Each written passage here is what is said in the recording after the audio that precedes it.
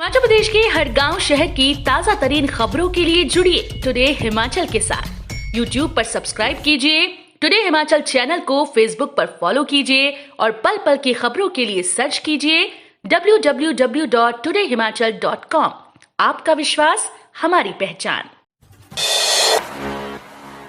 सरकार ने समाप्त की छूट, अब दिव्यांग व गर्भवती महिलाओं को करना होगा ये काम।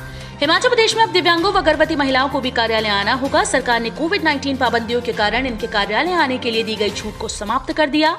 इसके अलावा प्रदेश में सभी तरह के सार्वजनिक कार्यक्रमों में सोशल डिस्टेंसिंग का ध्यान रखना होगा। राज्य आपदा प्रबंधन प्रकोष्ठ ने मंत्रिमंडल की बैठक के एक दिन बाद मंगलवार को कोविड प्रोटोकॉल को लेकर गाइडलाइन जारी की।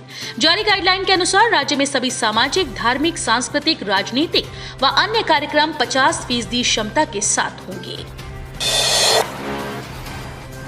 स्कूल्स में मॉर्निंग असेंबली सहित इन गतिविधियों पर रहेगा प्रतिबंध, एसओपी जारी। हिमाचल में 17 फरवरी से सभी शिक्षण संस्थान खुलेंगे। इस दौरान स्कूल्स में कोविड नियमों का सख्ती से पालन करना होगा। प्रदेश में स्कूल खोलने को लेकर आपदा प्रबंधन ने एसओपी जारी कर दी। वहीं शिक्षा विभाग ने भी अलग से एसओपी जारी की, जिसका स्कूल्स में पालन करवाना स्कूल प्रबंधन के लिए जरूरी होगा। एसओपी के अनुसार स्कूल्स में मॉर्निंग असेंबली के साथ सांस्कृतिक और खेल गतिविधियों पर प्रतिबंध रहेगा। शिक्षा विभाग ने स्कूल्स के प्रिंसिपल को स्कूल की क्षमता के अनुसार बच्चों को स्कूल बुलाने के लिए योजना बनाने के लिए भी अधिकृत किया है। लैपटॉप खरीदने को अतिरिक्त बजट देगी सरकार, जेबीटी भर्ती प्रक्रिया जल्द शुरू करने के निर्देश। हिमाचल प्रदेश के स्कूल कॉलेजेस में पढ़ने वाले मेधावियों के लिए लैपटॉप खरीदने को सरकार अतिरिक्त बजट देगी। शैक्षणिक सत्र 2018-19 और 2019-20 के विद्यार्थियों के लिए मंत्रिमंडल ने ये फैसला किया है। बीते दिनों वित्त एवं योजना विभाग ने अतिरिक्त बजट देने से इनकार कर दिया था। शिक्षा विभाग ने सोमवार को मंत्रिमंडल बैठक में इस बाबत प्रस्ताव लाया। पेंशनर्स के लिए 1785 करोड़ का अतिरिक्त बजट, जाने किसकी कितनी बढ़ सकती है पेंशन। हिमाचल प्रदेश में पेंशनर्स को संशोधित पेंशन देने के लिए सरकार का 1785 करोड़ रुपए का अतिरिक्त बजट व्यय होगा। पहले से सरकार की आमदनी 98 और खर्चा रुपया है। ऐसे में पेंशनर्स को बढ़ी हुई पेंशन देने के लिए भी स्वाभाविक रूप से सरकार को कर्ज लेना पड़ेगा। सोमवार को कैबिनेट की बैठक में पेंशनर्स और पारिवारिक पेंशन भोगियों को संशोधित पेंशन देने के प्रस्ताव पर चर्चा हुई तो ये बात सामने आई कि संशोधित पेंशन का लाभ देने के लिए सरकार सालाना 1785 करोड़ रुपए अतिरिक्त व्यय करेगी। कुल्लू और लाहौल की चोटियों पर गिरे बर्फ के फाहे, जाने 19 फरवरी तक कैसा रहेगा मौसम। हिमाचल प्रदेश के कुल्लू सहित लाहौल स्पीति की चोटियों पर मंगलवार दोपहर बाद बर्फ के फाहे गिरे, जिससे घाटी के तापमान में गिरावट आई। हालांकि सोलंग नाला से मनाली और पांगी मार्ग पर वाहनों की आवाजाही सामान्य रही। रोहतांग दर्रे के साथ कुंजुम दर्रा, बारालाचा दर्रा, seven sister peak, Hanuman Tibba, मकवरे और शिकवरे चोटियों में भी फाहे गिरे। कुल्लू, मनाली और सपाटी को पहुंच रहे सैलानियों ने बर्फ में जमकर मस्ती की। सोलंग नाला, फातरू, अंजनी महादेव के अलावा सोझा में सुबह से शाम तक पर्यटकों का तांता लगा रहा।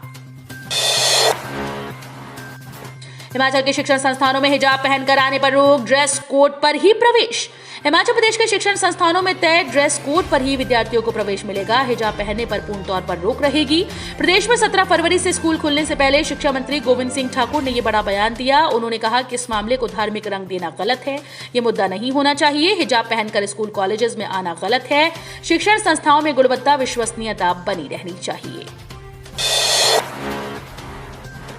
विधायकों से मिले 690 सवाल, सदन में गूंजेंगे न्यू पेंशन स्कीम समेत ये मुद्दे। हिमाचल प्रदेश विधानसभा के बजट सत्र के लिए मंगलवार तक 690 सवाल मिले। इसमें से 490 तारांकित प्रश्न हैं, जिनमें 306 ऑनलाइन मिले और 200 अतारांकित हैं, जिसमें से 83 ऑनलाइन मिले।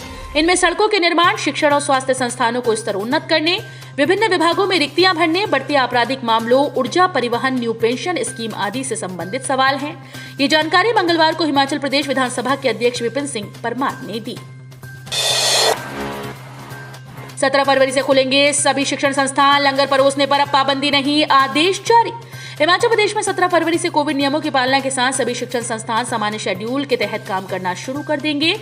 इसके अलावा सभी जिम, सिनेमाघर, मल्टीप्लेक्सेस और स्विमिंग पूल भी खुल सकेंगे। अब धार्मिक स्थलों पर लंगर परोसने पर पाबंदी नहीं होगी, हालांकि कोविड प्रोटोकॉल का पालन करना होगा। इसी तरह दिव्यांग व गर्भवती महिला कर्मचारी अब कार्यालय आ सकेंगे।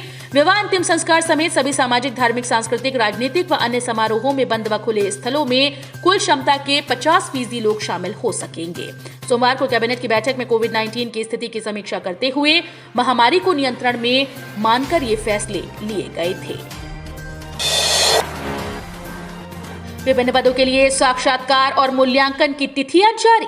हिमाचल प्रदेश के नौणी विश्वविद्यालय ने विभिन्न पदों के लिए साक्षात्कार और दस्तावेजों के मूल्यांकन की तिथियां अधिसूचित कर दी। नौणी विश्वविद्यालय के पीआरओ सुचेत अत्री ने बताया कि विश्वविद्यालय ने हाल ही में इन पदों के लिए लिखित परिणाम घोषित किए थे, जो विश्वविद्यालय की वेबसाइट पर उपलब्ध है। अधिसूचित तिथियों के अनुसार इंस्ट्रूमेंटेशन तकनीशियन के लिए साक्षात्कार 17 फरवरी को सुबह 10:30 बजे विश्वविद्यालय के मुख्य परिसर में होंगे।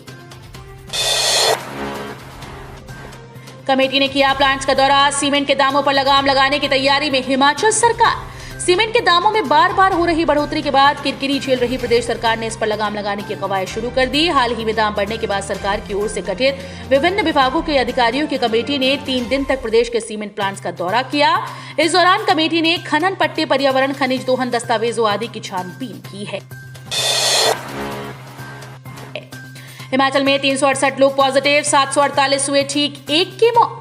हिमाचल में कोरोना संक्रमण के मामलों में कमी आने लगी। मंगलवार को स्वास्थ्य विभाग की रिपोर्ट के अनुसार प्रदेश में 368 लोग कोरोना संक्रमित पाए गए। वहीं एक महिला की कोरोना संक्रमण के चलते जान गई। ये मौत कांगड़ा जिले में हुई। प्रदेश में 748 कोरोना संक्रमित पूरी तरह से ठीक हुए। प्रदेश में आज दिन तक 2,81,016 लोग कोरोना संक्रमित पाए गए, जिनमें से 2,73,894 पूरी तरह से ठीक हुए। हिमाचल में अब तक 4,066 लोगों की कोरोना संक्रमण से मौत हो चुकी है। प्रदेश में मौजूदा समय में एक्टिव केसेस का आंकड़ा 3,035 रह गया। प्रदेश में मंगलवार को स्वास्थ्य विभाग ने 7,826 लोगों के कोरोना सैंपल जांच के लिए थे। 2 पोस्टकोड का फाइनल रिजल्ट घोषित। छठवीं परीक्षा का शेड्यूल भी जारी। हिमाचल प्रदेश कर्मचारी चयन आयोग हमीरपुर ने मंगलवार को 2 पोस्टकोड के फाइनल रिजल्ट घोषित कर दिए। वहीं क्लर्क एलडीआर पोस्टकोड 957 के लिखित छठवीं परीक्षा का शेड्यूल जारी कर दिया। ये जानकारी कर्मचारी चयन आयोग के सचिव डॉक्टर जितेंद्र कंवर ने दी। उन्होंने बताया कि हिमाचल कर्मचारी चयन आयोग ने अकाउंटेंट पोस्ट कोड 898 और मेंटेनेंस सुपरवाइजर पोस्ट कोड 897 का फाइनल रिजल्ट घोषित कर दिया है। जानिए पुरानी पेंशन को लेकर क्या बोले कुलदीप राठौर। सीएम जयराम पर भी साधा निशाना। मुख्यमंत्री जयराम ठाकुर एक असफल मुख्यमंत्री साबित हुए। चारों उपचुनाव हारने के बावजूद भी वो मिशन रिपीट के सपने बुन रहे हैं। प्रदेश की जनता का सरकार से मोह भंग हो चुका है। वर्ष के अंत में विधानसभा चुनाव में ये साबित हो जाएगा। ये बात कांग्रेस प्रदेश अध्यक्ष कुलदीप सिंह राठौर ने पत्रकार सम्मेलन में कही। तो ये थे हिमाचल प्रदेश से जुड़े हुए आज के ताजा तरीन समाचार। उम्मीद करते हैं आपको जरूर पसंद आए होंगे। थोड़े से भी पसंद आए हो तो चैनल को सब्सक्राइब और वीडियो को लाइक करना बिल्कुल ना भूलें।